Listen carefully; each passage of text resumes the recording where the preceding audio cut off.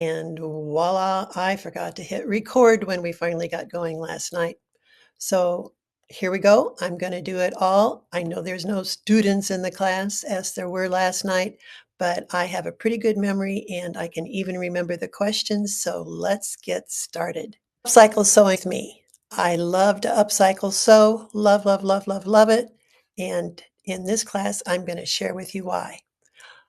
Because the world's full of enough stuff, and I think we need to reuse things that are already here.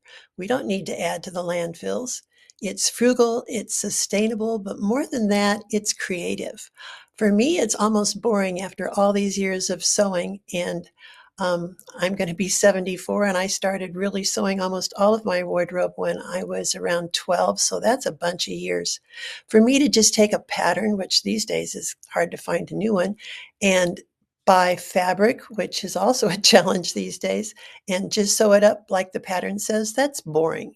Instead, I like to be really creative, and my new fabric store is the thrift store or my own wardrobe or the wardrobe of someone who's passed on. My husband, ties he's not wearing. I think you get the idea. So, what is it that I like to do when I upcycle? Most often, I am creating something that you wear on your top. I'm creating a shirt, a knit top, a duster, as you see here, coats, vests. I like to do vests. I do some bottoms, and I'll share with you some of those. But I also I've got two closets full of clothes, and I really don't need any more. But my heart just needs to sew. Therefore, what I am doing right now is making things and selling them. And it's not that I don't need the money, but I want to do something to honor God with my skills. So all of the profits that I make in my sewing my garments that are for sale up on my website and at a local boutique here in West Tennessee are donated, at least currently, to Tunnels to Towers to benefit our veterans or to St. Jude's Research Hospital for Children. So as I work, so is my favorite word, as I work back in my studio, either teaching students or just having fun for the day, I feel like I'm doing something to honor my Savior, Jesus, and to just do something good and express myself. I don't think it's any different for someone who paints or does woodworking. They do it because they love the process. And I'm just hopeful then that the products that come out of what I do can benefit others in some way, shape, or form. So that's what I'm all about. Let me share with you more about how I go about it. I especially love to do special interest garments. I truly believe this all started for me. Oh, it had to be about 15 years ago. I had a friend, Kay, who just loves Lucy. She's in a national group and they have a convention every year. And I wanted to make her something special. So I went to eBay. I looked for a Lucy's t shirt, and that's what came, as you see there at the left. But it didn't look like that. I pulled a pattern out of my stash, and I believe this was a Marcy Tilton pattern. Went and dived into my stash to see what I could find that I could work with that t-shirt. As you can see, in my cursor works here, I found some black fluid type netting and some black lace, some black and white stripe. And let me stop for a moment and apologize for my voice, and I'm going to have to be stopping momentarily to take some water. I've come up with a new friend called GERD, and that's just really playing heck with my voice. So there's my apology. I'll just push forward and speak loud, and this will work. Here in the middle, this is me in a t-shirt, We the People t-shirt, and you can see it certainly didn't come like that. It was a sloppy, drop-shouldered, short-sleeve t-shirt. So what I did was I took my basic Terrific Tee pattern and laid it down on that t-shirt and cut it out so that I had regular armholes, a shoulder, and some shaping to the sides. Then from my stash, I found this white fabric. One of the students last night asked what was that fabric. They wanted to see it closer up. It's just a sheer fabric with some stripes through it. There's even some metallic through there. It's called a lino weave. It was just so much fun to find that and give it new life. And because of the silver in the fabric here, then I added Swarovski crystals, just the stick-on ones that glue down here to emphasize we the people and to tie in with the silver that was in the fabric. I also sheared it up at the sides, and we'll talk about that more later in classes coming up as well. Here in Jackson, Tennessee, we live close to Graceland, so when we visited there, I bought several Elvis garments, one of them being a scarf, and this is from that scarf. So again, I just found things in my stash. This little strip right here is actually a man's tie. And this black netty type stuff, it's not net, it's more like tulle. I love that fabric. I think it can add just a perfect touch to lots of things. I'll look up the name of that fabric and share it with you. I think making garments appropriate for holidays or something that's close to your heart or from people that you love, people in your family who perhaps have passed on, as you will soon hear about, is a great way to express yourself as you sew. Here at the left, I head up a group in town of conservative patriot Christians, and we are called We the People of West Tennessee. So as I host that class each month, I like to have something patriotic to wear.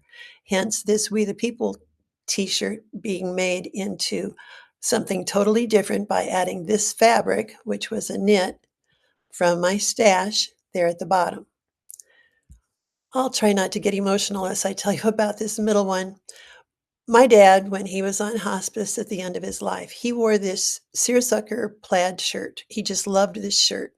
And he also loved this light blue shirt. But this one especially, once he passed, I put it in a box and I just kept it for a while. And then I finally felt led to pull it out and create something that I could wear. And that when I wear it, it makes me feel really close to my daddy. I had seen this collar, and I'll talk more about inspiration later, but do you see this is just a big piece, probably of the back of that shirt, and then I put a casing in here, created a tie out of this shirt of mine that had kind of seen its better day, and made a tube lace type thing that I inserted in there so I can pull it up. It's just a really neat face framing collar. I used the original front of that light blue shirt. It does not have buttons on it. And this was the original collar. No, this was the lower part of that shirt that I had. All right. And this one, this red, it was a very long, almost tunic length size sweater. And what you see up here, making the yoke and the neck treatment, that was the lower ribbing of this sweater. We're going to do a lot with upcycling of sweaters. I'll have a whole course one month just on how you work with sweaters. Really, you can cut right into them. They do not fall apart. Truly, they don't. But what you see here being laced through the cables is merely a strip of a man's tie. All right, a strip of a man's tie that I sewed, I turned, put on a great big tapestry needle, and fed up through these cables. I saw that idea at a store. It was not a real expensive clothing store either. You just have to always be on the lookout for ideas. And with our phones, cameras so handy today, you can really easily make record of things that you want to do. I think making garments in colors of sports teams is a really fun, cool thing to do. Way back when we lived in Illinois, I had Londa's, I forget the name, but it was a line I wear, and I made a lot of orange things and I sold them, and it was lots of fun. So when we moved to Tennessee, I was quite happy that orange is the Tennessee color as well. So here you see in the middle a garment that I made. This was a French terry. So this is one side of the French terry and then the other side of the French terry. I used one of my patterns where you put a bottom on it that is much longer than what it needs to be. So then it just kind of cascades and falls down as you see here. That pattern is still available. I have some of my printed patterns left and it will always be available PDF. I'll talk more about that later. I do remember that one of the students last night asked about this closure. So here we have a Fimo clay button, Fimo. You can find those by wonderful artists up on Etsy and just Google for Fimo clay buttons. They're lots of fun, and I have found that they wash really well. It's not a problem. I do not have to take them off and then put them back on. What I do when I wash my garments that have something that might be questionable is I turn it inside out and I put it in a large lingerie bag and then just launder it as normal. Generally, then I do not put things into the dryer, but my husband does a lot of the laundry, and these things have even gone through the dryer and come out fine. Of course, it's your own call. I'm just sharing with you how it works for me. Now, this braided part, this is straight strips of t-shirt jersey type knit fabric. And what it does is it curls like that. If you go to my YouTube channel, you will find a lot there on all kinds of different decorative things to do. And we'll talk more about that later as well.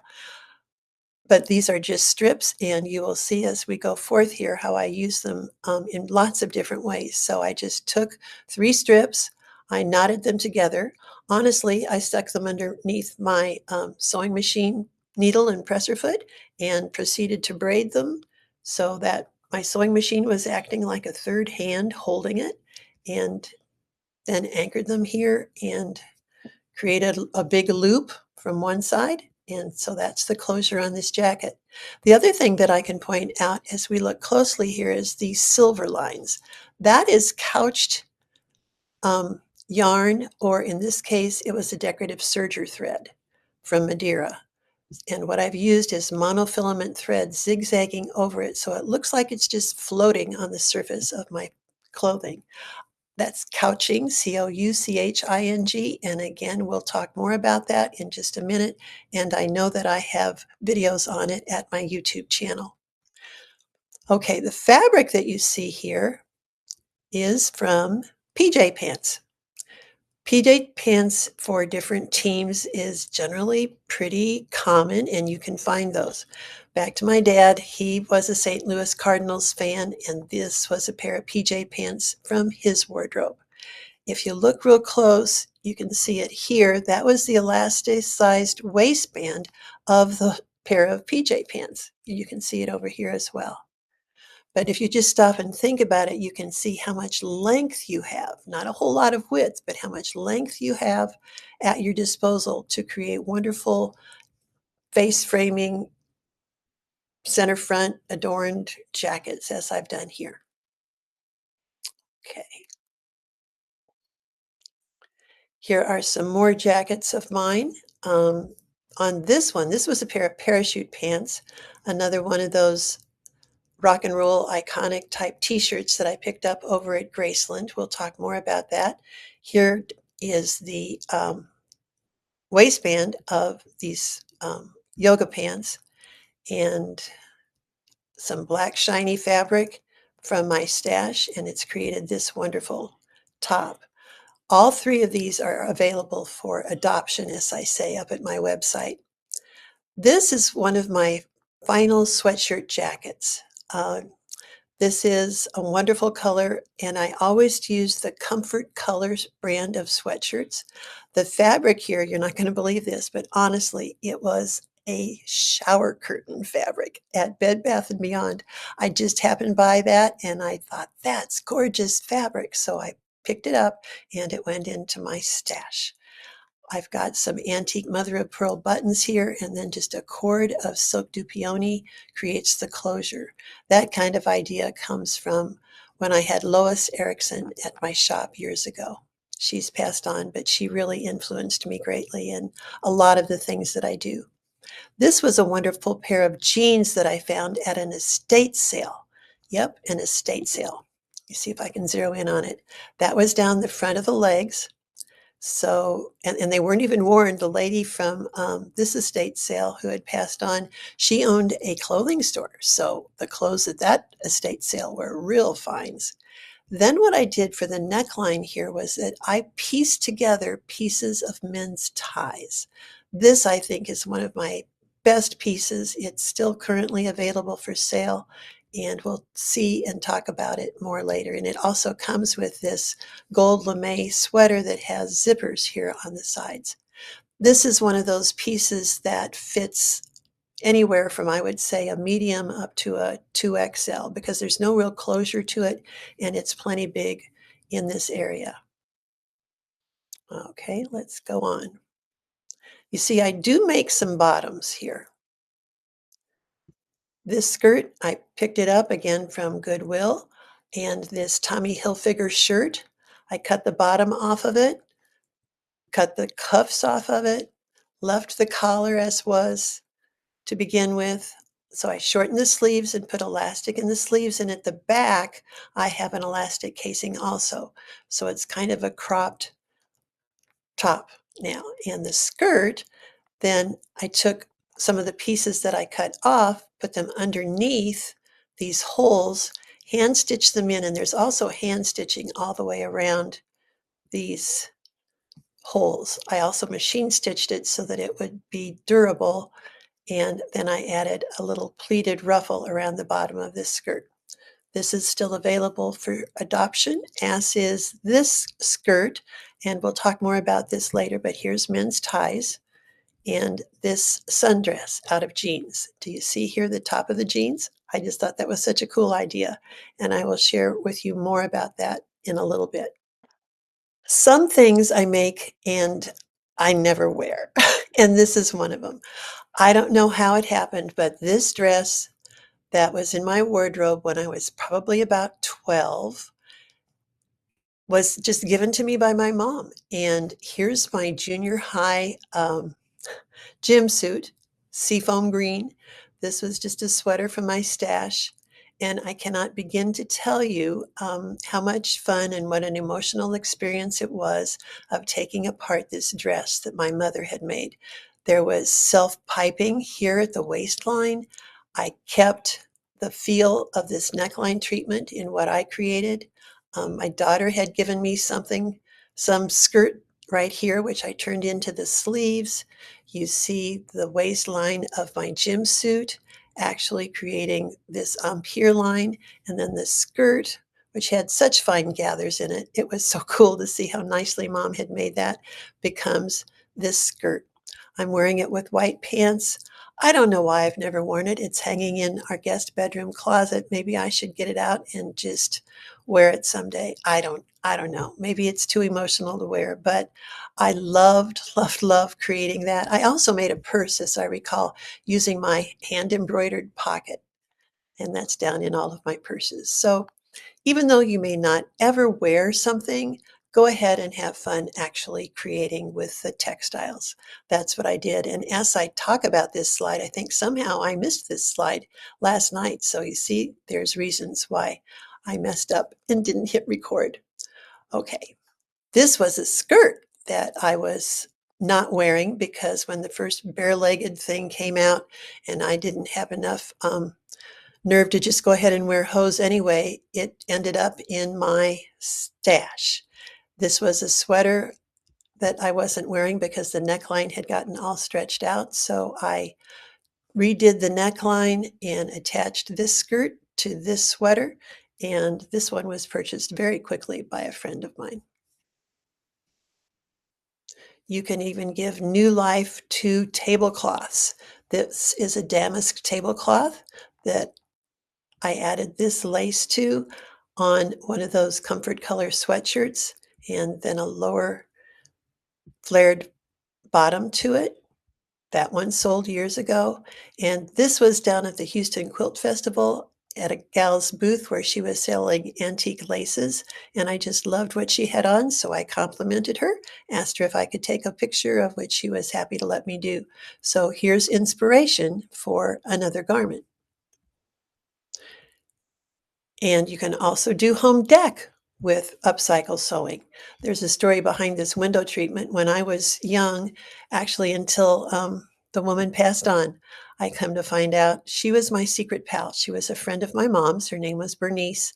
And I could always look forward to, on my birthday, to open up a birthday card signed Your Secret Pal. And inside was a lovely handkerchief. So when I was young, they were, of course, much more juvenile. And then as I got older, they got prettier and prettier, but I saved those.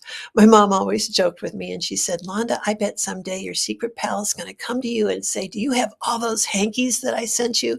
And if I could say yes, she'd give me a bunch of money. Anyway, that's the story behind that. But I remember taking these purchased sheer curtains, laying them out on my floor here in our home, and then very strategically laying the handkerchiefs on point so that they were diagonal looking on the fabric, the curtains, stitching them, and that created the window treatment for my guest bedroom. The headboard, I think I'd seen that idea on Etsy. And what this is, again, some emotional stories. This is my grandma's sewing cabinet, and this is one of the doilies from her house over top of it. And here, on just a piece of, oh, you get it at the hardware store. It's heavy, foam core board, something like that. I covered it with a favorite color of, this was a velvet upholstery fabric. And this big piece, I always remember that around the house, and my mother would put it one place or another. And she told us that that was the lace that was on her baby carriage. So that's really a family piece that I truly love and respect. And then I remember this set of doilies for sure placed on the arms of some of our better furniture at home.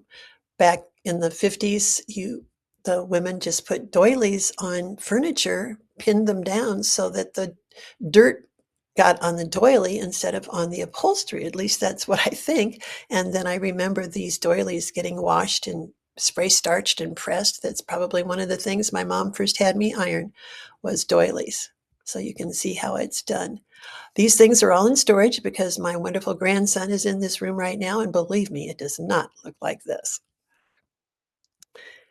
Another emotional story, a friend of mine, her name was Paulette. She had heart issues and she passed away. And then her husband came to me with some of her clothes and he said, is there any way you could make these into dolls for my grandchildren? His grandchildren lived abroad because his son was a missionary, and so I said, sure. I had been making dolls for my grandchildren, so I had this really cool pattern, and last night I could not remember what it was, but I went and looked in my stash. Hold on just a minute. This morning, and it is the Poppy headscarf dolly. And that pattern is available on Etsy. So if you look for Poppy Headscarf Dolly by Glenis, Glenis, Ebbett, Ebbett, you can find that pattern and get it for yourself.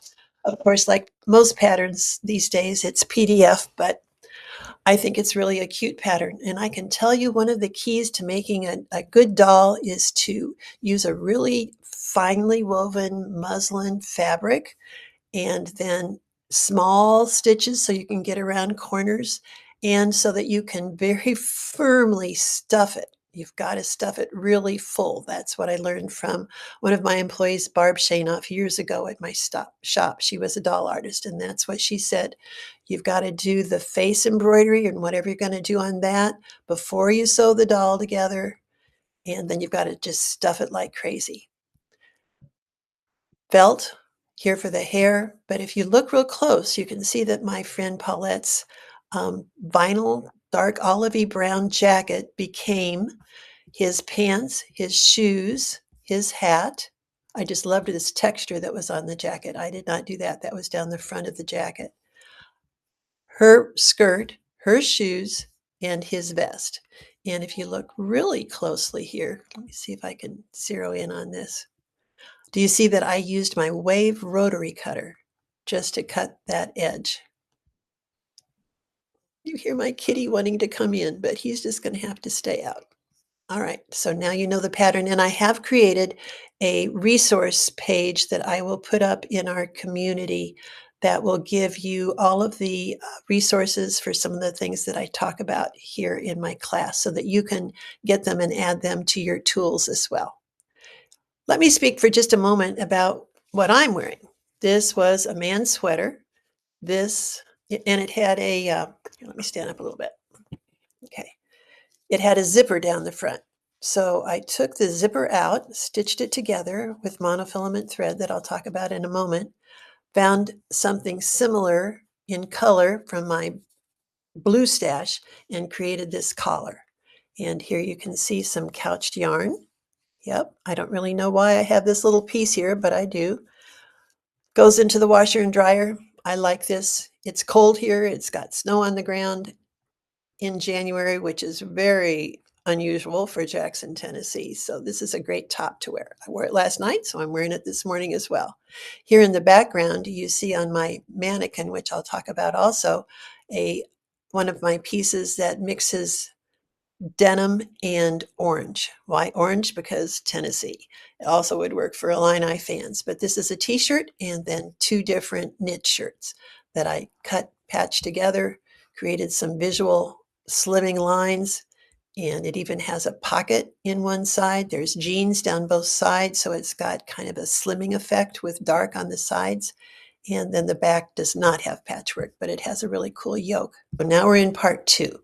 You have to be inspired. You've got to find a way to organize your ideas and organize your stuff. Those are two big clues that I can give you. You've got to be organized. And truly, everything that you come up with does not have to be totally yours. You don't have to come up with it from scratch. I certainly don't.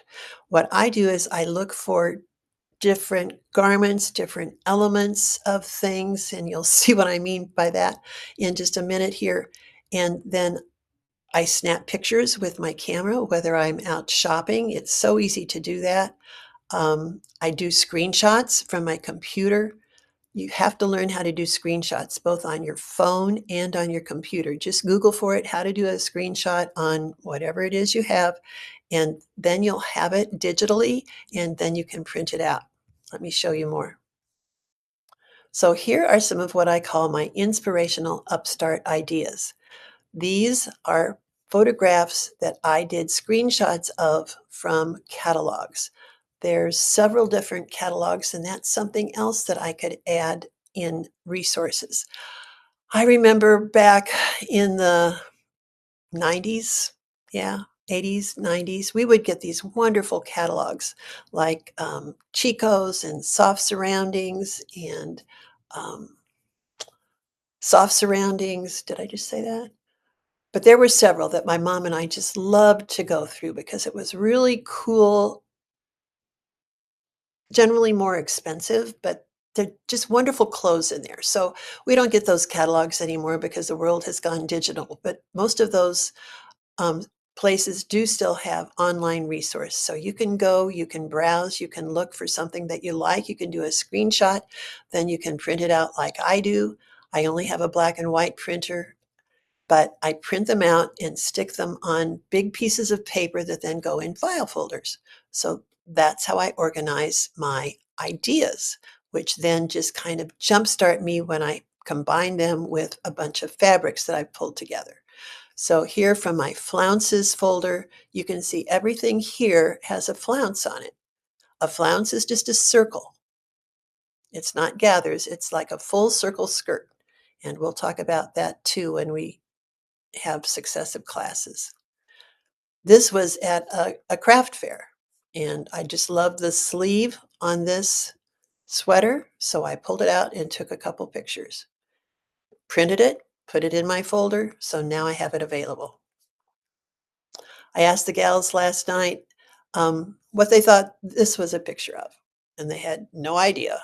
So then I told them that is carpet. When I was traveling to teach all around the country to guilds and at sewing expos and so forth in stores, I stayed in a lot of motels and hotels, and the carpet in them, especially the more swank ones, are generally really interesting. And my sister was traveling at the same time, so she also took pictures of carpet. I don't think I have all those pictures any longer, but how I would interpret this, I could see this down the front of a garment or down a sleeve. The tan lines would be yarn that I would couch, and that would be the last step. First, I would take fabric and I would cut it into these shapes here of this stripe and this solid, and I would probably turn under the edges and stitch it down with monofilament thread, which we'll talk about in a moment. And so I would do that here and here and here, and then come back kind of covering up most of those edges with couched yarn. And in this case, probably several yarns twisted together at the machine as I work. Or perhaps that could even be strips of the knit like we saw before on that gray and orange jacket of mine. That would be cool. Ooh, I'm getting excited about that idea. I'll have to use that. This is a pair of sandals of mine that I just really, really like the design. I've never done anything with this, but this picture is in my stuff of lines, just different lines that I like. Since my printer is black and white, I do have digital files as well. And this was from one of the many upcycle groups that you can belong to on Facebook. I really loved the work that this gal did. And right now her name is skipping my memory. I'm sorry about that. But the colored picture gave me much more information of how I might distribute different values of a certain color. So you see we've got dark, medium, and light values here. And I just thought the way she put them together was quite nice. I liked the cropped feel of this vest and easy fit. So that was my inspiration for this one that I did out of denim. I didn't copy it, I was inspired by it. I made mine a little longer here. I think only young gals would probably wear this with a bare midriff, so I made mine a little longer. I bound the edges, which let me really control the sides and the armholes. This is one of the garments that I will feature when we have a course just on denim. And there's so much about denim and darting it where you need to dart it and so forth. And this garment has a lot of those things in it. And here's the back view where I used a pocket. I've got a whole trunk of denim. And then people and what people wear. This was at the Houston Quilt Festival, which sadly is seen its day now. It's not going on any longer, but this was a gal at a booth and her top just made me do a double take. I just loved that top. So I complimented her on it and said, "May I take a picture?" And she said, "Of course." So I did. And you will see in a moment what it became. This was a gal who came to my booth and I loved her collar. Can you see and think back to that light blue collar on the plaid shirt of my dad's? That's where I took the idea from. This was the inspiration for my making that collar on that garment. The pink jacket over here, I just thought this was a very pretty feminine collar. This was hanging on an end cap at Kohl's, I think. So again, you've got a camera on you all the time with these phones. So just be ready and willing and thinking all the time. If you like any element of something, you just snap a picture and then print it out and you've got it. If you know how to keep your computer more organized than I do, you can do it all on your computer as well. So again, now remember this, how is that done? As I was creating my captivating cowls pattern, I experimented and I figured out that if I took a really low drapey cowl, grabbed it in the middle, and pulled it underneath one side, anchoring that pull in the side seam or at the armhole, I came up with this look, which I think is very close to its inspiration, which was this top. I didn't ask her to take it off so I could look inside, but that's just what I surmised was that that was how it was done. So that is one of the views in my captivating cowls patterns. I do have some of my knit set of patterns left, very few in the printed format. So shop for those at my website, londas-sewing.com, or you can always get these patterns PDF. Inspiration, product.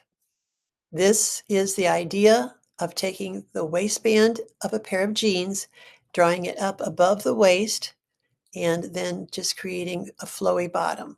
I want to do this again with a long flowy bottom. I think it probably will sell quicker than this sundress, which is available for sale. After I had my friend from the university come and be my live model one day, I realized that perhaps this was a little bit too short, so it does have some additional squares at the bottom now.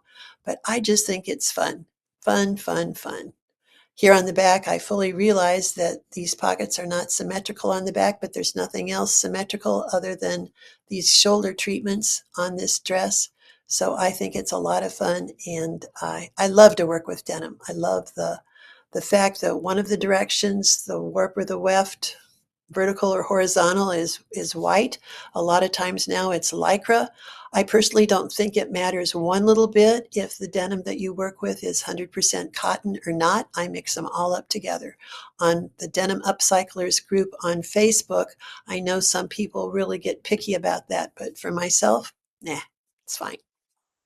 So how do I organize all this stuff? I referred to this earlier, but digitally I can have the color.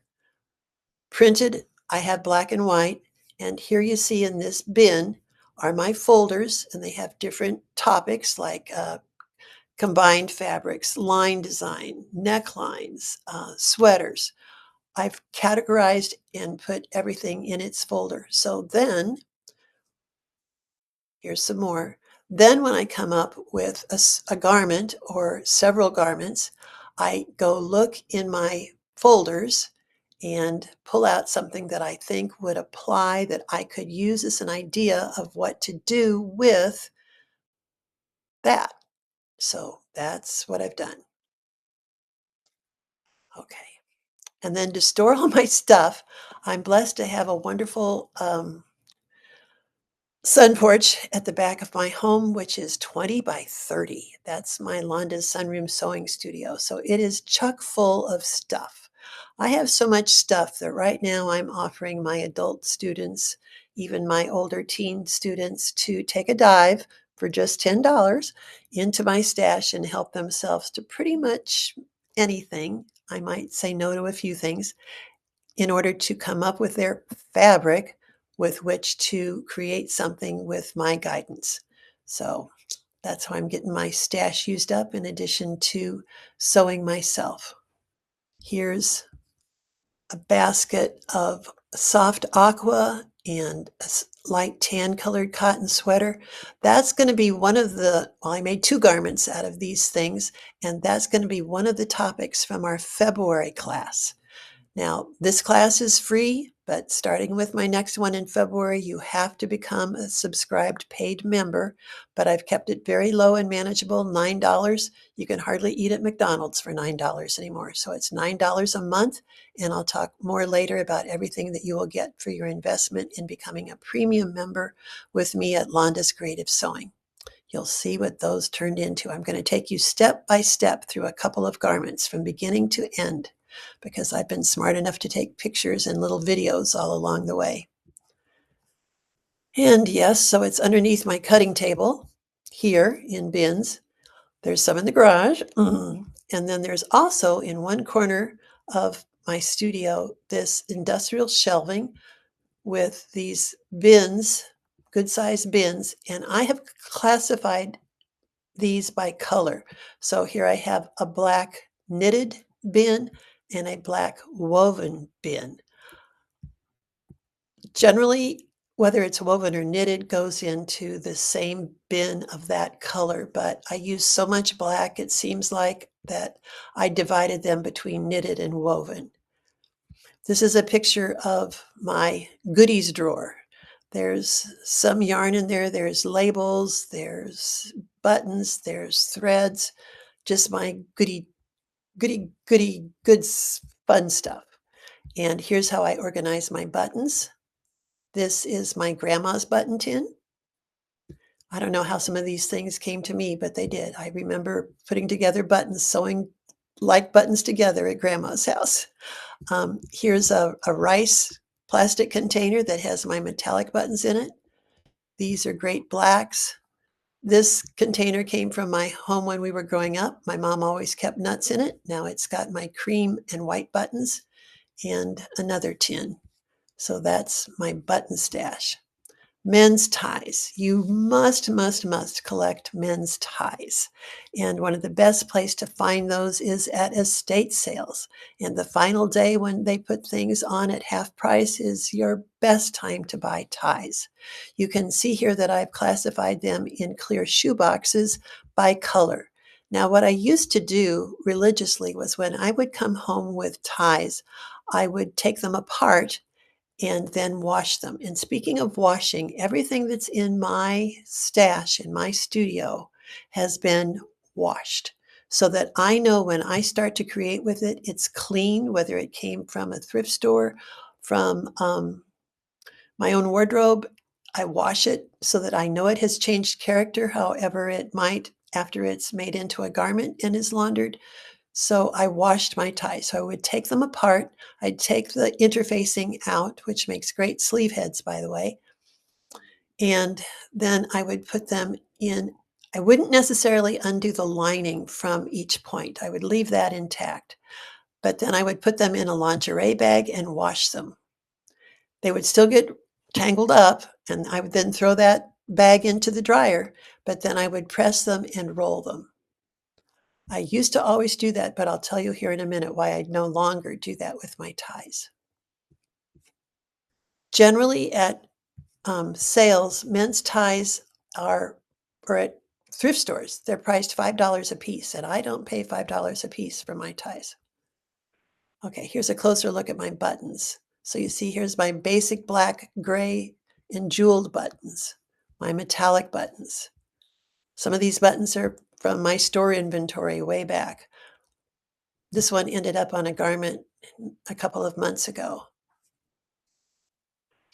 Then what you do is you start to pull things together. Oh, this goes with this, and this would be cool with this bunch of stuff. Look, here's even snap tape. So pull things together and let them lay out somewhere where they can talk to you. You've got to dig into your patterns and say, well, maybe this pattern could be used with this bunch of stuff. That's how I do it. But I learned not to leave my piles of stuff on a desk surface in my sunroom where it would get a lot of sun. I didn't have any damage, but it did occur to me to start covering it up, and then it just started looking messy. And so I've come up with another way of keeping my collections of stuff together. You have to have certain tools, you have to have certain techniques and skills that you put to work in your upcycle sewing. So this part 3 is talking about those.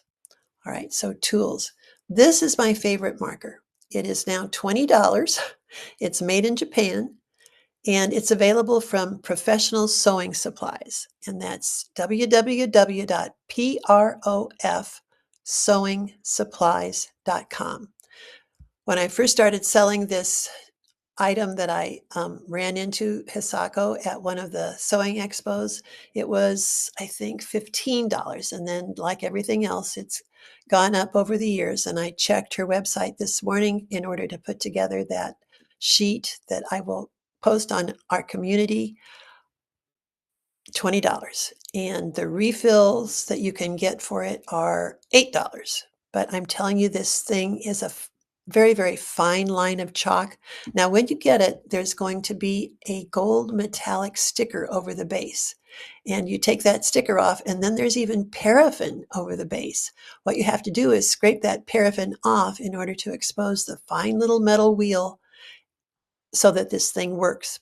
It seems to last forever, but I'm going to tell you, at least my experience is that the colored chalks that she offers, there's pink, there's yellow, there's blue, did not come out of garments, and I don't groove with that. So I only ever handled the white chalk and the markers with white in them.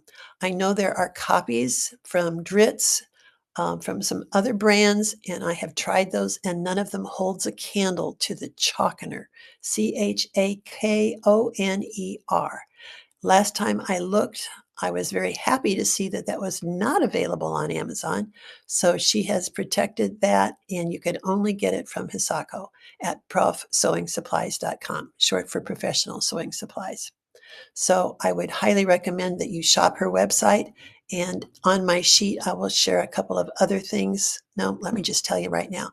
She has some fusing tapes. I recommend both of them. They're extra fine paper backed. There's one that's really like about an eighth of an inch with paper on both sides to help you stick things in place.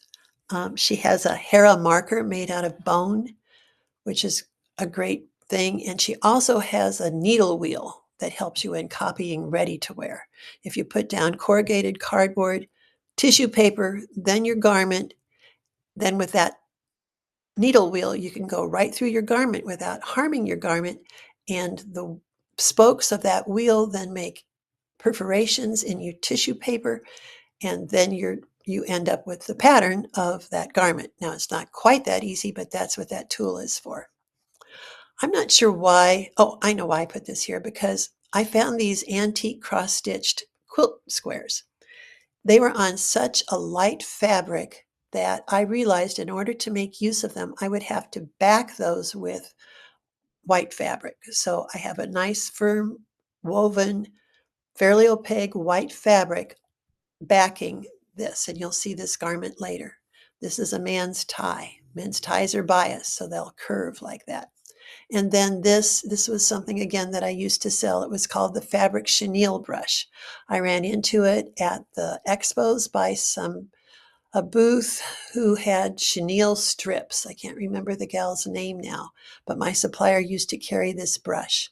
I remember when it went off the first time to tape one of my videos for It's So Easy, I was teaching about furring up bias edges. And would you believe that I forgot to take that brush? So one of the cameramen went to his workroom there at the studio and came back with a wire brush from his workstation, woodworking type stuff. So any really stiff brush, it really has to be more than a stiff toothbrush though. So you'll probably have to go to the hardware store to find a nice stiff brush with which to rough up the edges of bias cut fabric. We'll talk more about that, especially in our class on denim. You have to have a basic pattern. Remember me talking about that red We the People shirt, how I cut the t-shirt apart and then laid my pattern pieces on it? That's how I do it. And this is the pattern that I created. This is drafted by the same gal who did all of the pattern drafting for the folkwear line of patterns. I looked for the very best pattern drafter I could find when I decided I needed to come up with my own terrific tee knit top pattern. This is sizes extra small through 3XL. It has 3 necklines, a V, a low scoop, and a jewel neckline. The pattern booklet that comes with this is many, many pages, all about how you do the lapped V, the mitered V, how I set in sleeves, different hemlines, just so much I packed into this booklet. So it's really worth it. I have, as I did this, and I think when I checked this morning, it was 19 of these patterns in the printed version available. Now the pattern pieces are actually brown tissue paper. That's going bye-bye. We almost lost all of our 4 pattern companies, McCall, Simplicity, Butterick, and Vogue this summer. It does still exist thanks to one lady who went out and found a really trustworthy investor. I have the story of that in 2 different posts at my Substack account, which I'll talk more about later. We do still have tissue patterns available. I don't know how long that's going to exist. There's only one place now that has the equipment to print patterns. But I go into all of that to share with you that on my terrific top, when I had my patterns printed by McCall's, which was then in Kansas City, I had to order 1,000 at a time. And I, in total, I think, had 3 different orders. And as it stands now, I've got a couple of boxes worth of folded groups of the pattern tissue that goes in this pattern. And of course, I have it PDF as well. So while this pattern is always available PDF, PDF means that you print it out on regular size pieces of paper, or you find a service that you take the file to who will print it out on big pieces of paper. Because if you print it out on regular size pieces of paper, you have to tape them together, which is one whole project. And then you still, that's your master, then you still have to lay tissue pattern over paper over that to trace off your pattern. Whew. That's why the tissue itself is so much more valuable to me. I'm going to offer those pattern tissue just put in a regular envelope and mailed to you for $5. I made that decision this morning. I'm going to get it up on my website and I will let you know more about that. But look for that. I'll do that in an announcement at our community. So as a way of communicating with each other in the same way that you post on Facebook at our community. And I will show you that later here too as I share my screen of the school community area where we can post things and have messages with each other just like it works on Facebook Messenger. It's really a cool platform. Even though the learning curve has been a little high for me, I'm managing and so it's great. But long story short, I didn't say all that last night. This is a terrific basic pattern, and I have used this basic pattern for all of the garments that you see. Now, I may add to it, I may use a bigger size, but this is my base block that I use for everything. I will say that I'm a 39-inch bust, and this pattern, I think, runs large, so I use the size medium if I'm creating a garment for myself. Normally, I would have chosen a size large. I go by finished garment measurements, so all of those measurements are in the pattern as well. Just think of it. If you have a pattern in hand, and this is even on our regular patterns now, it'll have a little square with an X in it, crosshairs in it, and at that location on the pattern, then it will give you what it measures once the garment is sewn up. So if it says 44 inches and you want to know if that's going to fit you, just take a tape measure, hold it at 44 inches in a circle, step into it, pull it up at your bust, and you can see if it fits or doesn't. And if it fits, how much extra there is there, how much ease, how much fitting ease plus design ease has been incorporated into that pattern. So on all of my garments at my website, I give finished garment measurements because you and I both know that sizes on things does not give you any information because every manufacturer goes with their own sizing and it's, well, the more you pay for a garment, the smaller size you are. I'll never forget the pair of pink silk pants that I had. I bought them from some expensive source. I don't know why. It was probably an outlet, but I was a size 6. I'll tell you, I've not been a size 6 for years.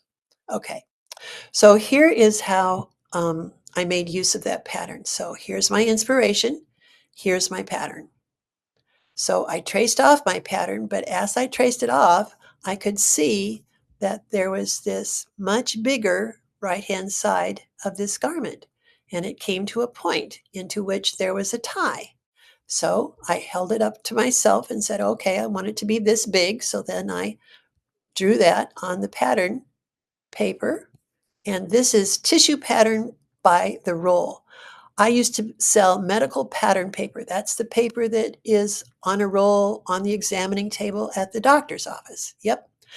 My source doesn't carry those any longer, but if you go to good old Amazon, they've got quite a few choices for you. Just put in tissue paper on a roll and be sure you say tissue paper because you want it to be lighter weight. You don't want heavy paper, but have some of that in your sewing studio and you will make use of it frequently. This was a lovely sheer fabric, so I knew that I needed to add something more opaque underneath the front and the back. So I went to my green stash and found this green cotton 2XL t-shirt that I had picked up at Goodwill. So when you shop at Goodwill, you go to the larger sizes because you're getting more fabric, right, for the money. You have a lot more disposable fabric in larger sizes than you do in smaller sizes.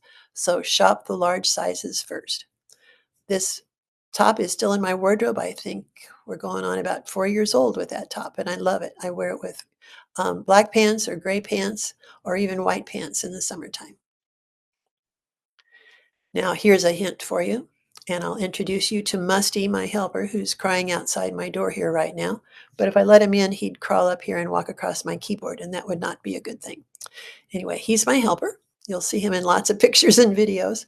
And I have learned that as I'm sewing, because I'm not a real neatnik, if I have a smaller piece of fabric that I have cut out, if I have buttons or ties, labels or something to use, I put it in some kind of container to keep it safe. That also keeps it safe from my little helper. So have a container where you put important pieces. Enough said. All right. I spoke about monofilament thread earlier, and here is my little discourse on monofilament thread. It comes either nylon or polyester, and I don't think it makes any difference. I've heard some people say that, well, the nylon will melt when you iron it. No, it does not melt. I believe the YLI is nylon and the superior version is polyester. This is monopoly from Superior Threads, and this is YLIs, and I know you can get both of these on the internet. I do have bobbins wound of both the clear and the smoke colors, but I very, very rarely use it in my bobbin, and I would never expect my sewing machine to use it in the needle and the bobbin at one time. It's just not going to work. Don't try it. Instead, I use a bobbin wound with polyester thread, the color of which I'm working on, and then I use this clear for light colors, smoke for dark colors, monofilament thread in my needle. All right, now you have to have a fairly fine needle. So if I'm sewing on a knit, I'm going to use the size 75 needle, not the 90, because you don't want a really skinny thread going through a great big fat hole. It won't work very well either. And notice right here, I give you my settings. Usually I'm zigzagging over something with a length of 3. And a zigzag width, well, it just depends. How fat is that thing that I want to zigzag over top of? Okay, so your width is going to vary, but increase your length on a zigzag to at least 3. If you go with this, do you see the difference in how it's wound? This is stacked. It's parallel wound. These belong on a vertical spool pin. So if you have only a horizontal spool pin, I would go for this brand. If you have both horizontal and vertical, that's great. You could use this cross wound like serger thread. You know how it crosses on itself? You can use that thread delivery system on either vertical or horizontal. But if you only have vertical, you could use both. But if you have both, put this on your vertical spool pin. I never knew that until I was at a dealers convention here in Nashville for Brother, and the gentleman who owned Superior Threads at the time was talking to us about threads and how they're they work differently in your sewing machine, and it was from him who I learned this, so I figure he's worth listening to. He said what happens if you put this type of spool on a horizontal spool pin, it has to come off with a twist in it, and that's going to cause problems at your sewing machine. So enough said. Also, I lower the upper tension on my work when I'm doing this because I want the top thread to be loose enough that it's pulled to the bottom instead of a balanced stitch, because I do not want to see any hint of the bottom thread peeking up at the top. Just experiment with it and you'll see what I mean.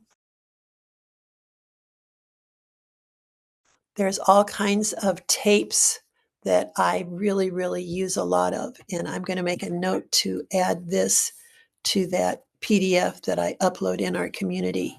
The Wonder Tape, I believe that's from Collins. Steam-A-Seam 2 Light, that's from Steam-A-Seam. State Tape from Dritz. Lastin, which is a clear elastic, which I looked and looked for a source for one that would hold up, and I still have stock of this, so you can find that at my website. Just search for Lastin. Packages are $4, I think, $4.50. But this is how I do my clean finish knit edges, and we'll go into that technique when we do t-shirts. And then my friend Emma Seabrook has these fusible tapes, and they're wonderful as well. You can find those at her website or just search for them. But I will include all of those tapes on the PDF that I'll make available as an additional resource for this class. Needles. This MyPad is a wonderful piece. I think I have one left in stock right now. I think they're around $18. But in my studio, where I have students working on different fabrics all the time, I want to give them the right needle to work on that project. So once they're done and somebody else comes along with a different project, different fabric, then I have to change the needle. So those needles aren't used up. They haven't made an entire garment in an hour or two class. So they get stuck in here. And I know what kind of needle it is because I use only Schmetz needles. Okay, Schmetz. Schmetz will work in any kind of sewing machine. I do not put a Singer needle in anything but a Singer machine. I While Singer used to represent great quality, I'm sorry, it just doesn't any longer. So I use the Schmetz brand, which is color coded, and I'll even send along, if you place an order with me, a little hang tag that explains that the top color band is the type of needle and the bottom color band is the size of needle. It's really a brilliant system. You could go to schmetz.com and read about that as well. But your needles are all important, most important part of your sewing machine. Okay. When I became a sewing dealer, and the first brand that I represented was Elna, and they were doing a lot of work at that time with heavy threads in the bobbin, which is what I've done on this t-shirt. I put heavy corded, probably like heavy serger decorative threads. I wound them on the bobbin of my sewing machine and then fed this t-shirt in with the outside down so that the bobbin thread is what ended up being on the top of my shirt. So I knotted it off in its scrunched up condition, and then that became the neckline of this plain pocket front t-shirt. Okay. This one sold pretty quick too. Focal point here up near the face. And then it was from this tie that I took direction for the colors of this work. I believe I had it over here as well. I don't remember, it's been a while. But play with bobbin work on your sewing machine. Back at my store, it was the years of silk ribbon embroidery and very narrow silk ribbon embroidery. Silk ribbon, silk ribbon was like an eighth of an inch wide, and that easily wound on the bobbin. And you wind it just as you normally do. You don't hand wind it. You use your sewing machine bobbin winder to wind these threads on your bobbin. Look it up, ask your machine dealer about that, and have fun with bobbin work. Another emotional story behind this garment, my mother was in the nursing home for her final days, and this was a top that she just loved. I think she loved it because she knew that I had gotten somewhat funky in the clothes that I was wearing, and so, yeah, a favorite top of hers. So do you see all these different buttons? She thought that was really neat. But do you see how I interpreted them, how I used them on, like here's the collar and some of this. I think the back was the plaid as well. So on a plain t-shirt, which I nipped in at the sides, I probably cut it apart and had regular set-in sleeves. I bound the lower edge of the sleeves. I created a collar. I also combined with it a purple sweater whose neckline had all stretched out. So I stretched it and put it back in the V neckline, made use of some of those buttons. So that's a really neat t-shirt that is still in my wardrobe, and I love wearing it. But here you can see up closer that bobbin work. Isn't that cool? Just a simple stitch. Generally, you have to increase the stitch length, but yeah, lots of fun with bobbin work. I wanted to slip in here as I tell you about a dress form that I do offer sewing workshop escapes here in my wonderful sewing studio. I have priced them very reasonably compared to other offerings like this out there. It's only $850 for 3 days for a private workshop. That's you and me. I will be like your little elf. I will rip things that you made boo-boos on. I will give you my design suggestions, although what you decide to do is fine. I will help fit you whatever you want to do. Creative sewing, if you need fitting help, if you need help getting a pair of pants to fit fine, then this is my offering for you. I am on Interstate 40, an hour northeast of Memphis, 2 hours southwest of Nashville. And we just would love to have you come. There's hotels close by, low cost. Here's another picture of my studio, always changing. But here is a dress form. You must have a dress form. Oh, and you can come with a friend and it's a little bit less cost. Okay. I love the Fabulous Fit dress form. I think this cost me about $350, and I chose a size 12. I also ordered the arms. Don't bother getting the arms, in my humble opinion. I don't think they're worth it.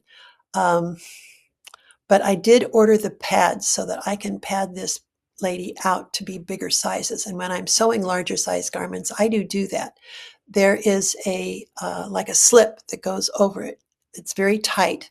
And so you put that over top of the mannequin, and then between the muslin layer here and that slip, you put these pads, like for a bigger tummy, for hips, for larger shoulders, for bigger boobs. It works like a miracle. And this is very pinnable. You can stick pins right into this, and it has really held up fine. It's not crumbling underneath at all. I used to have a duct tape double, which is great for design work, but sticking into that duct tape is not fun. It doesn't work easy, and then your pins are all glued up. So my duct tape double is now out in my garden shed. I want to teach you how to gather and filter. Remember I talked about pulling a bunch of stuff together? Well, you need to pull not only fabrics together, whether that be leftover yardage, new yardage, garments. You have to look in your trims, you have to look in your buttons, you have to look in your decorative threads, okay? You have to pull all the goodies together, because if you don't have them there, they can't talk to you saying, use me, use me. So that's how I do it. For what it's worth, that's what I'm teaching you, is how I do it. Now, how you figure out to do it for yourself, that'll be your way. I'm just sharing with you my way. This was another shirt of my dad's, and you'll see it full here in just a moment, but it was a collared tab front shirt. So I cut the collar off. I decided to cut the neckline much larger, and then to fill in the neckline, this was a woven dress men's shirt from my brother, who had passed on at the time. So here I'm close to my daddy and my brother. I wore this garment so much for, I believe, 8 years. I just recently had to put it in my stash, but it is in my stash. The hemline of this shirt of my dad's was Callywampas. I know my mother would never have let him wear that shirt with the shirt tail out. Back in the days when he wore this shirt, the men tucked their even knit shirts into their trousers like they do when they play golf. Okay. But here is the neckline. Let me zoom in on this. This was the tab down at the bottom of the sleeve. Here is the collar from the original shirt. I did some hand stitching here, sewed on the buttons with light colored thread. So do you see that amount of light, this creamy color button, creamy color around the sleeves, provides what I call the rhythm factor. It's a connecting factor. It helps your eye travel around the garment. And you can see here again some couched yarn. This is a boucle yarn. I love yarns that have bumps in them. You have to look hard. Try to find a good yarn store, and you will find some yarn with some character, opposite of what you found at Joann's or what you find at Michael's. For a while in the 90s, we had wonderful, wonderful yarns. Okay, so here's closer up. And here's just some of the design process. This is available at Amazon, or at least I got it from Amazon years ago. It's called drafting tape, and it's got sticky on the back. So you have different colors. So you put a garment on your dress form. This was my duct tape double back when I was doing this. And so I was just laying down tape to decide, do I like that neckline? Would I cut here? Obviously, you can see that I did not cut along those lines, but probably this much of that button tab, I took the buttons off, is probably laying underneath what I plopped on top. I do a lot of plopping on top and then covering edges up with yarn, couch down. But I really thought my use of the collar as it comes around that left shoulder, is exposed on the back and then also exposed on the front, was really cool. I remember modeling this in a fashion show for an American Sewing Guild National Convention. Fond memories. Okay, here's just a group of goodies. So here's grays.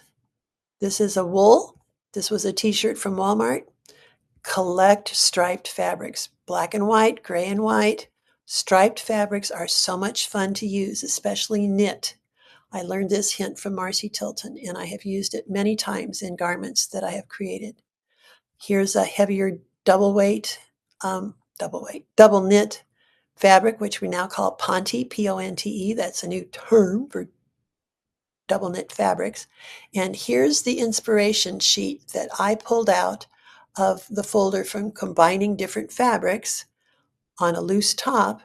That's what will be my guide that I will have out there in the workroom as I decide where to put which of these pieces on this garment. Now, this is a looser fitting garment, so it doesn't have to all stretch. So do you see in this garment, I'm going to be combining this woven wool with these knits. But if I put that woven wool, especially down here, which I likely would because it's a darker value, and I generally concentrate darker values around the tummy and the hip line to de-emphasize them, to anchor them visually, and lighter colors up near the neckline. Do you see here on this one? I could cut that bias fabric, even the knit fabric, on the bias and make it go around this neckline. It could also be straight, cut on the cross grain. This to me looks like snap tape, twill tape with snaps on it. I just think this is lots of fun. Yeah, I need to go back to my sewing room. I need to get off the computer and go back and sew. So that's my inspiration for what I will do with that bunch of fabrics. There's a closer look in another pile. Now, color. We need to talk very seriously about color, and this is something that you must understand. All colors have the hue, that's the color. So the hue is whether it's red or green or yellow, and then you have the value of the color, which is its lightness or darkness.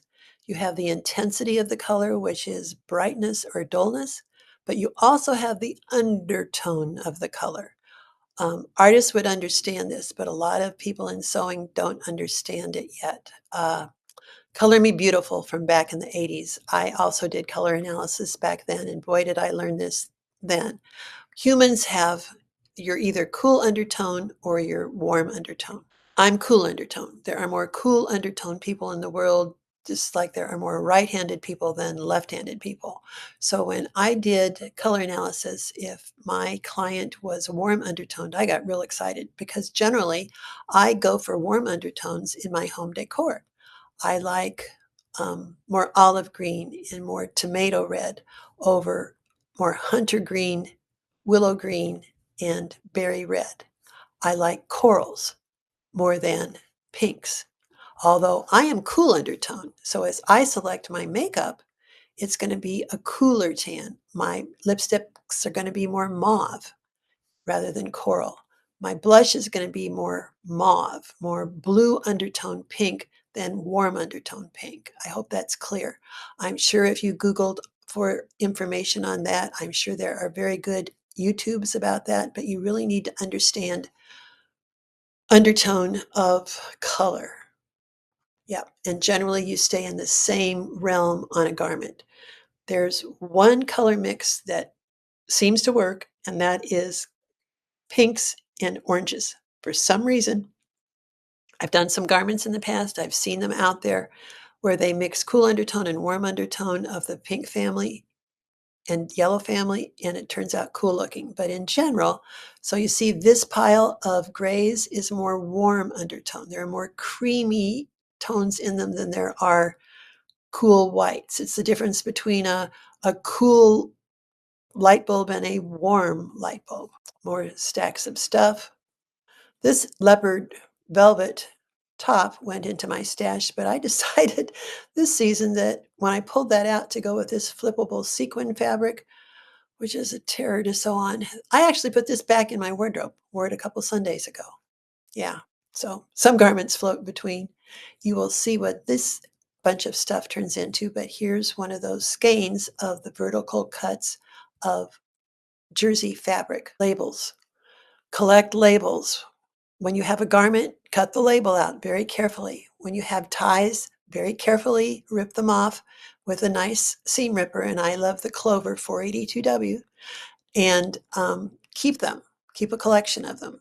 So here when I was making this top out of promotional t-shirts from my brother, this across, let me enlarge this. This is a sleeve, a short sleeve on that t-shirt.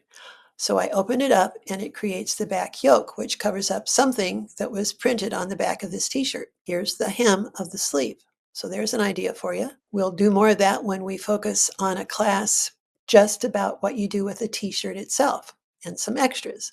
So here, covering up probably more of that screen print, is a mixture of different tie labels. This one is still in my wardrobe. I had lace sleeves and I know the lace sleeves were out, and I replaced the sleeves with another olive lace. I had to recently repair with my monofilament thread, restitching back down some of these ties. Okay, tie labels.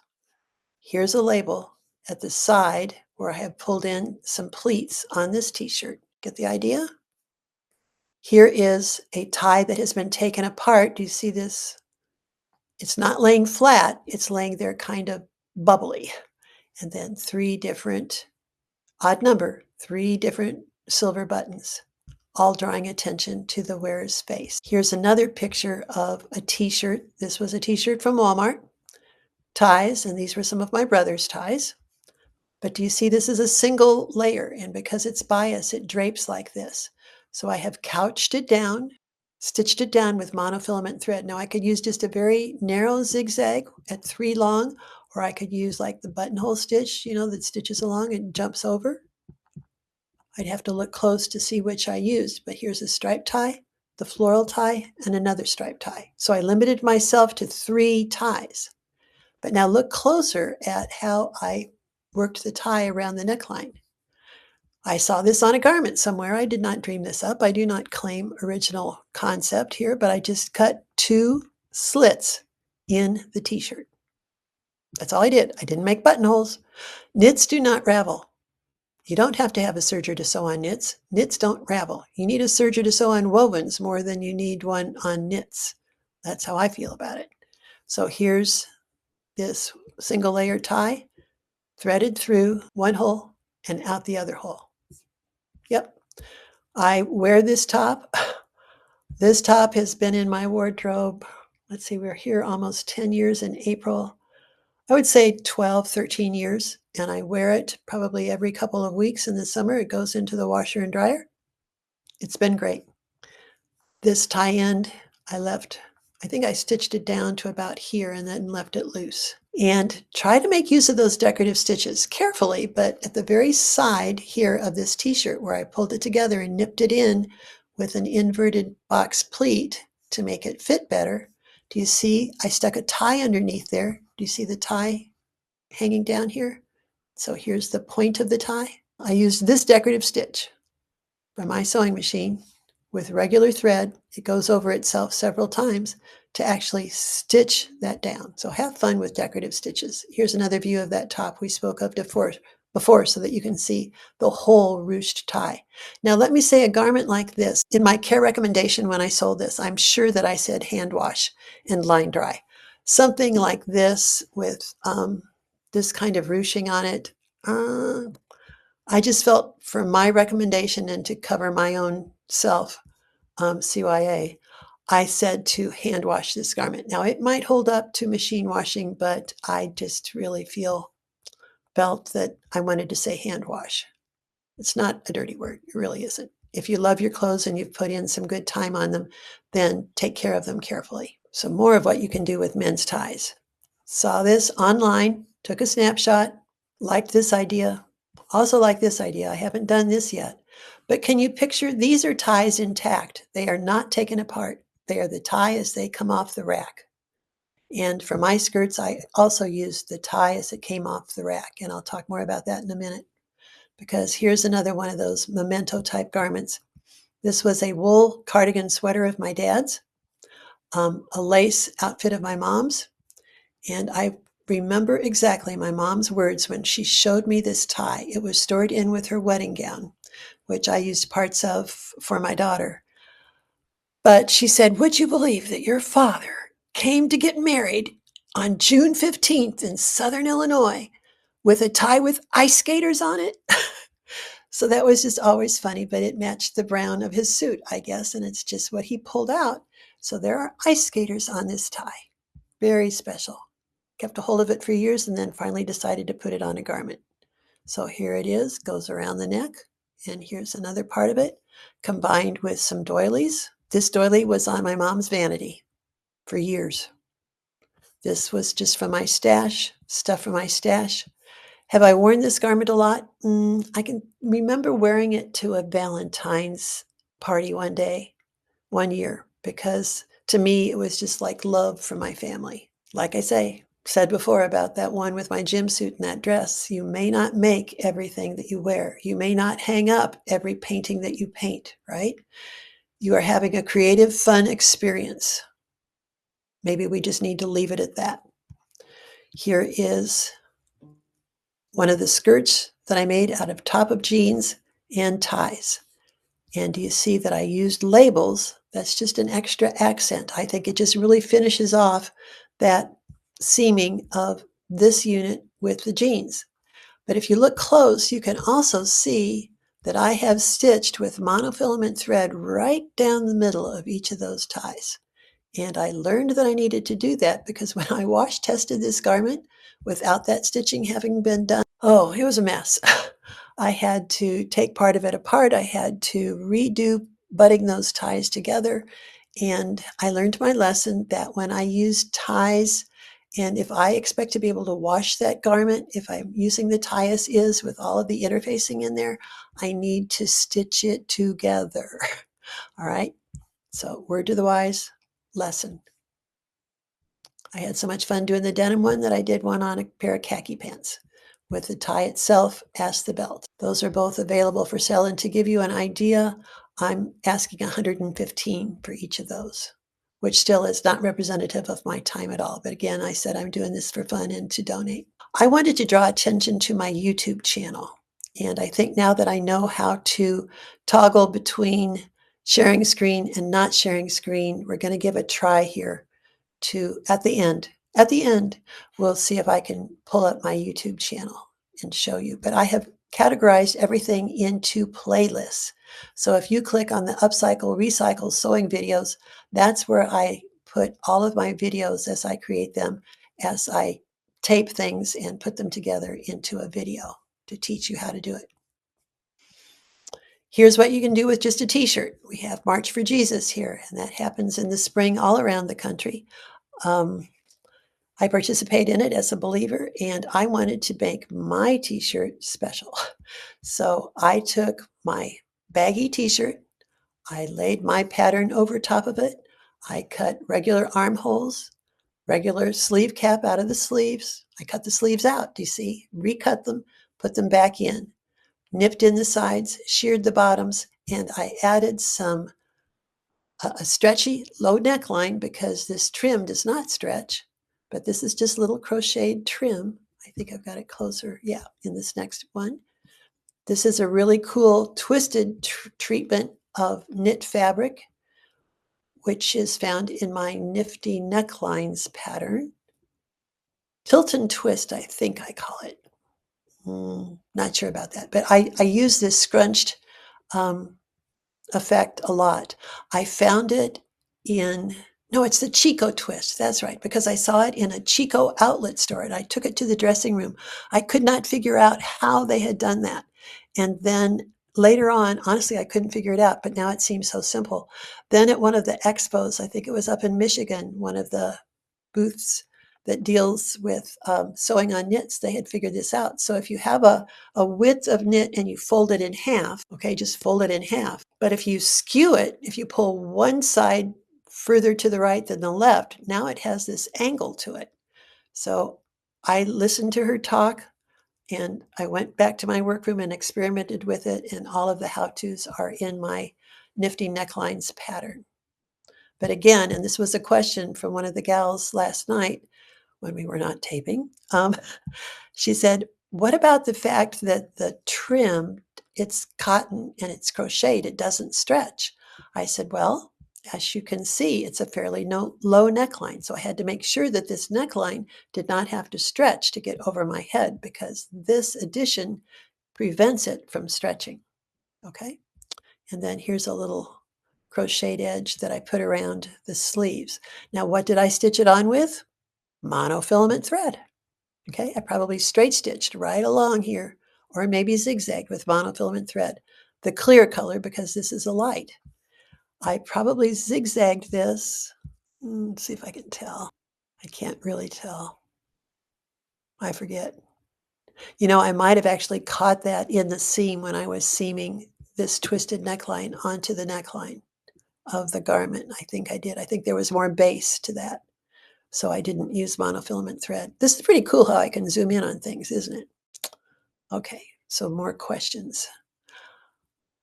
Remember when you shop at the thrift stores, you need to wash things when you bring them home and shop for large sizes. Sometimes you're just looking at the buttons. Yeah. Okay. Remember this stack of stuff? This became, and this was a St. John's knit from my mom when she was at her thinnest one time. She had this beautiful knit ensemble that had this pretty crocheted work on it. And this was from my dad's wardrobe. It was a silk knit t-shirt. I couldn't believe he had a silk knit t-shirt. And here's buttons from my stash. Here's my inspiration. So from this, I took the skirt and held it up at an angle on my dress form. And I thought, ooh, that's pretty cool. Ooh. And then I worked with these edgings to add those to the bottom of my dad's t-shirt at the sleeves and at the back. And I will share with you that to me, I felt like both my mom and my dad were with me at my daughter's last wedding, which is held and given me 5 more wonderful grandchildren. So this garment is very special. Do I wear it a lot? Nope. I wear it for special occasions. But I really, really felt like mom and dad were with me at that wedding of our daughter. Yep. More clothes from that friend of mine who passed away. I liked the collar that was on this dress of hers, and it's pre-pleated. This garment sold fairly quickly. This was a polyester print knit, but do you see the use of the black and white stripe? It really unifies it. It pulls it all together. This is also in my current collection for sale, but I will tell you that this neckline started out as a single layer instead of a folded double layer.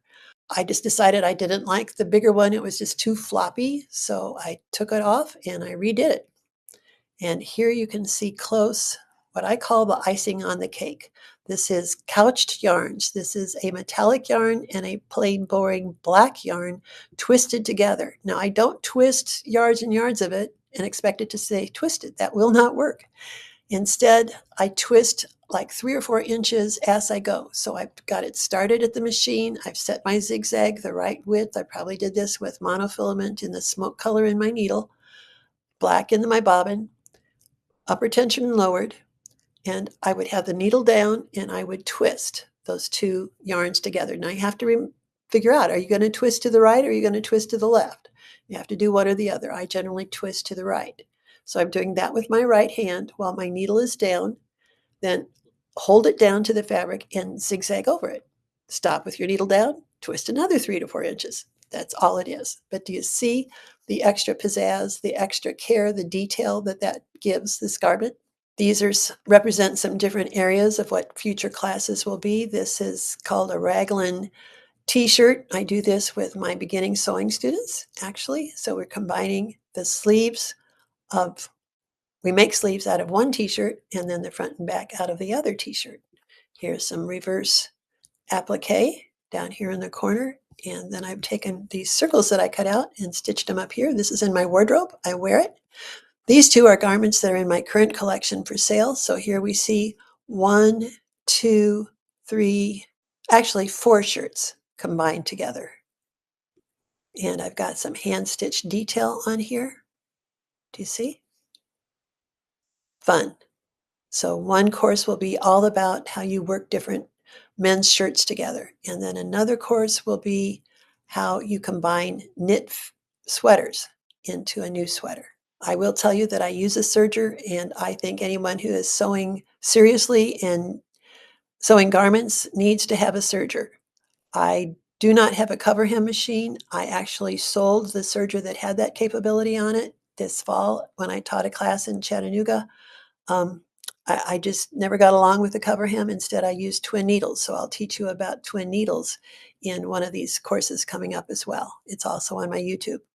Now, this idea was from this little book. It's called 99 Ways to Cut, Tie, and Stitch Your T-Shirt.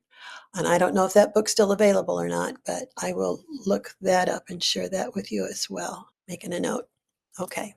So what you do is you turn it on its side, and the neckline becomes your right armhole. The hemline becomes the left armhole. You cut a new neck and you cut a bottom hemline. So to this bottom hemline, do you see I added this t-shirt, fabric from this t-shirt. I bound the neck edge with that same t-shirt and I did some appliques on it to help carry the color through. So design-wise, it had this painting on it, so that's fine.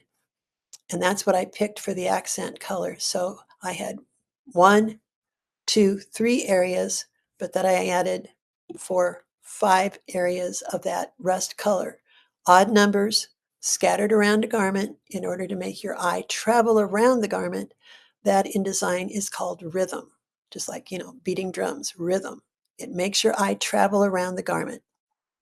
And I know I have a YouTube on that. So here's another one that I did. This one is in my current collection. I took another piece of this khaki, this fabric. These t-shirts were dyed in a swimming pool, I was told. And I have a whole bunch of these. If you're interested in a good deal on some of these t-shirts, I could make you a good deal. But here I added some hand stitching.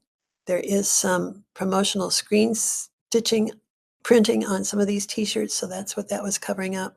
Here I just cut out pieces and plopped them on top of another base. This fabric from my stash went with it really well. Basic t-shirt, plopping stuff on top, dive into my trims and found that cool fringe. That garment sold at the local boutique where I have my things. Fun, lots of fun. I need to do more of these. This is obviously a pair of jeans, a glitzy pair of jeans, where you put it upside down and have the waist of the jeans be the waist and the legs create the top part. And do you see this dart right here? This armhole would really pooch out ugly if it were not controlled by this dart. So, and here's a lap in order to nip in this midriff area of this garment so that it would fit better. Pockets left originally. I think this is just what I call one of those double take garments where you look at it and look at it again because parts are used in unsuspected ways in different locations. Just lots of fun. So we will have one course always on denim. All right. As you cut things out, you want to always leave a seam allowance, okay? So when I was cutting this into this t-shirt to start something like this, I would not cut right here where it joins, and I certainly wouldn't laboriously rip it by hand. No, I just whack into it with my scissors, and I swear by Kai scissors, K-A-I, leaving at least a 1/2 inch seam allowance. So then this, with this 1/2 inch seam allowance, stretched, pressed, with this turned under and zigzagged, is what became this area of this garment. And I really kind of like this little peekaboo, one of my Patriot garments that I wear, okay? Sweaters, another dive into my daddy's sweaters. This is a wonderful chenille. This was the lower ribbing of that sweater, all right? So I just took the sweater and laid it up there, but it was a vertical stripe sweater. So these stripes went up and down. So I cut the ribbing off. I didn't go with horizontal stripe. Those were sewn over top of this chenille because that was a turtleneck that I had that was way too warm for me in those years to wear. I never wore that top.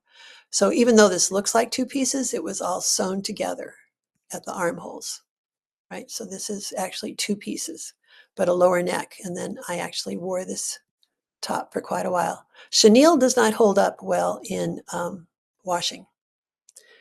Those little tufts, which make the chenille of it, eventually wash away. It's my experience. This was a very matronly gold metallic sweater that I cut into following a quick sew pattern, I believe. It's got a racer back.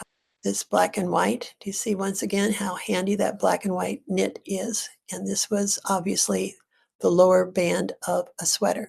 So you'll have more length to work with if you buy a bigger sweater, right?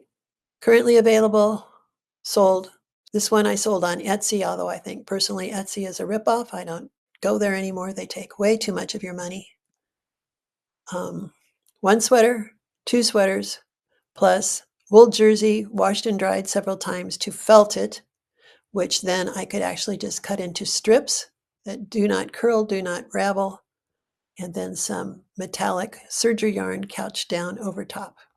This was the original front of the sweater, but I have layered two buttons together, a black button and an abalone button. I just love that garment. I think it's really cool. It's got princess lines in the back.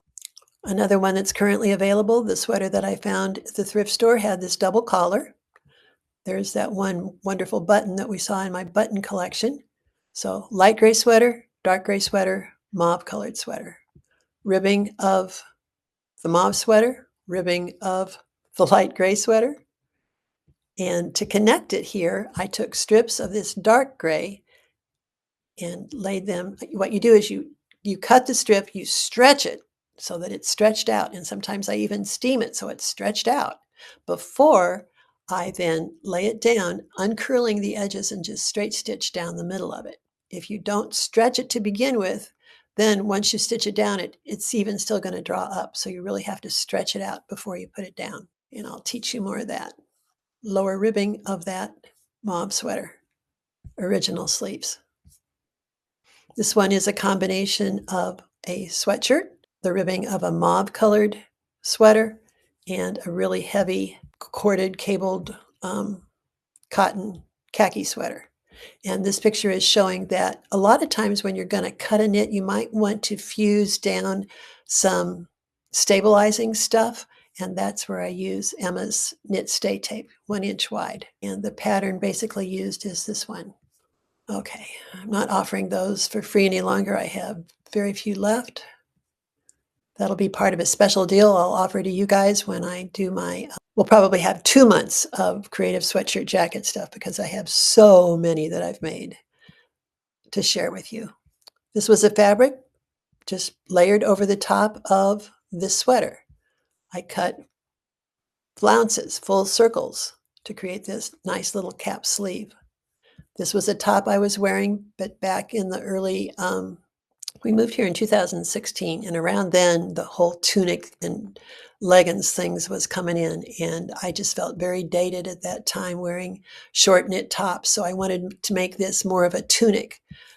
So I added a knit fabric to the cuffs and to the collar, and then found this gray fabric in my stash, laid it up there at an angle, let the wrong side turn to the right side, stitched it down underneath, did some ties over at this side. I actually wore that to one of my husband's high school class reunions.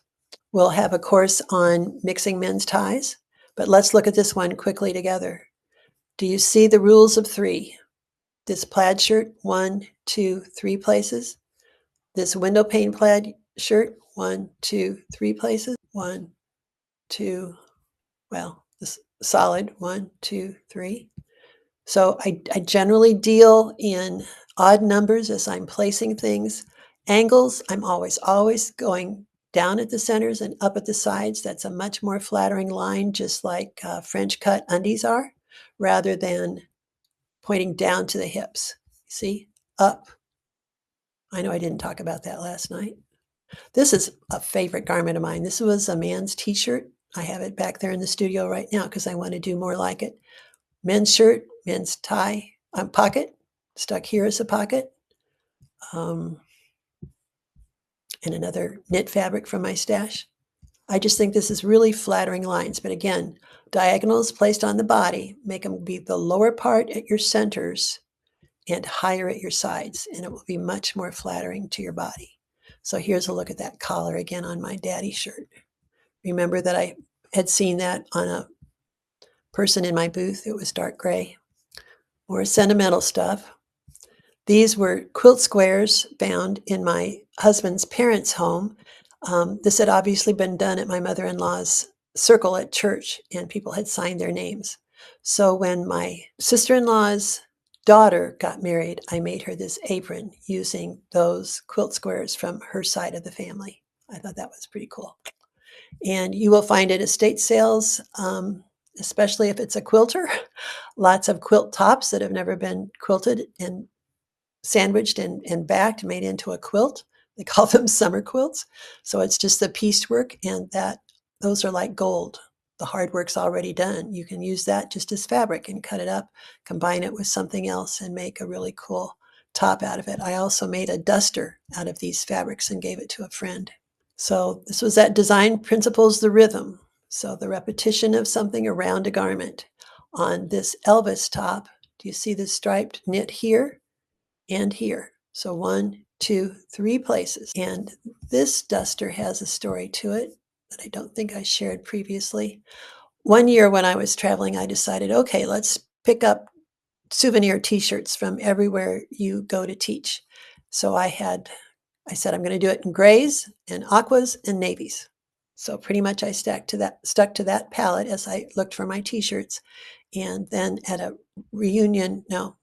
retreat that I went to with my sister down in Texas, I pulled them together into this duster that I love to wear. It can wad up into next to nothing, and I pack it when we go traveling. But the navy, which is kind of a textured navy, there's some light flecks in it. That doesn't really show. Maybe. It's kind of a heathered navy, which really makes it go with the grays nicely. That created that yardage, that center front and neckline finish, and then to accentuate the waist area. I do have a really good video, and it's up at my website, at my YouTube, all about repetition of an element in a garment. So I would highly recommend that at any time as you take these classes that you watch this one, not once, maybe twice. This was nail heads that created Elvis's face. Sold this one, I think, off of Etsy. Some of that sheer black, but again, that striped knit. I highly recommend this book, and this goes into backgrounds, undertones of color too, from my friend Nancy Nix Rice. She lives in the St. Louis area, and she even does color analysis for people online. But this is her book that was published by Palmer and Plesh. I'm sure you can get it directly from her at nancynixrice.com or from Amazon. This book is worth its weight in gold in dressing and looking good. Definitely. Do you remember that quilt square that I told you I had to back with fabric in order for it to not be opaque? If I had taken those quilt squares and just laid them down on top of this seersucker fabric, you'd have seen those stripes underneath it. So I had to back them. I had to underline them with some white fabric.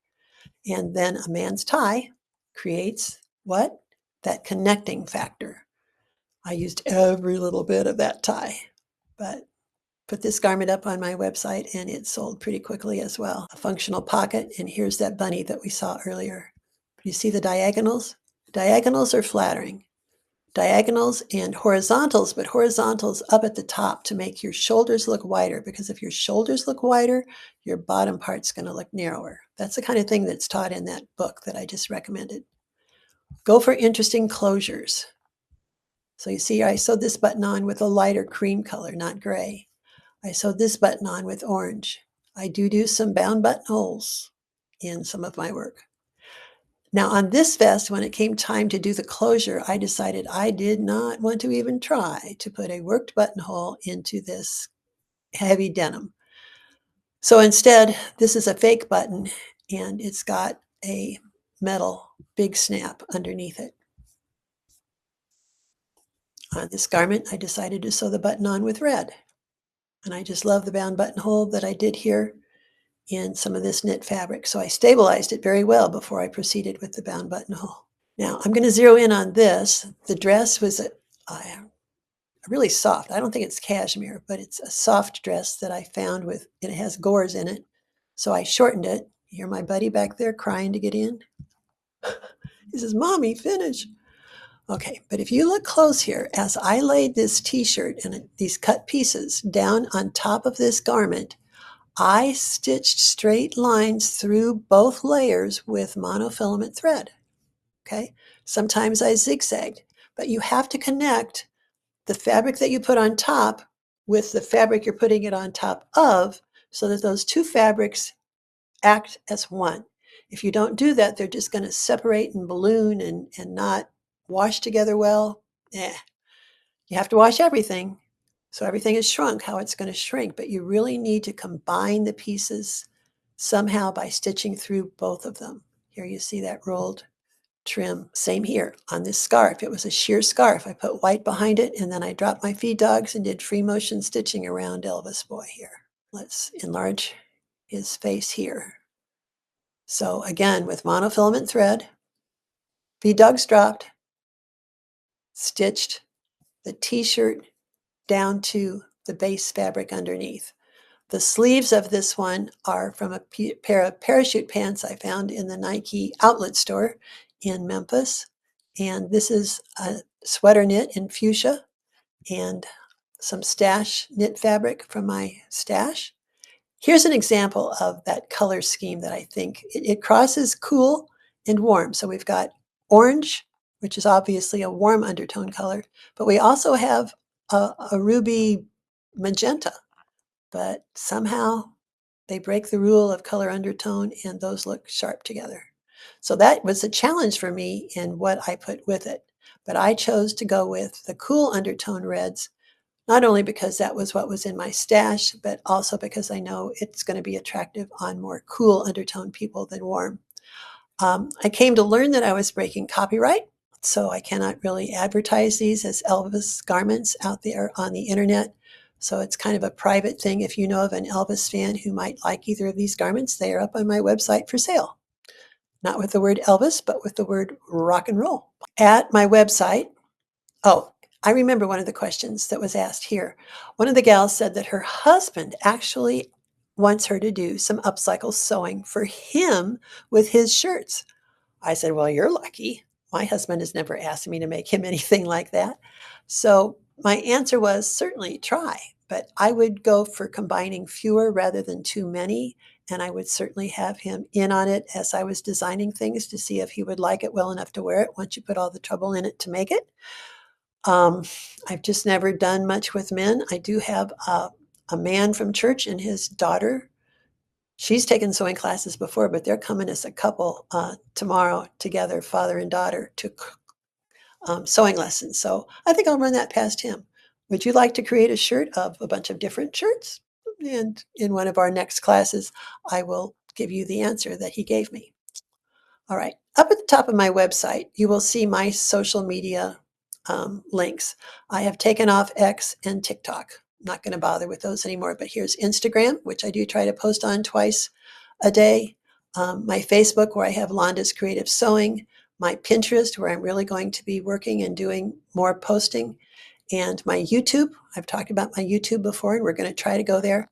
But also, I've added Substack.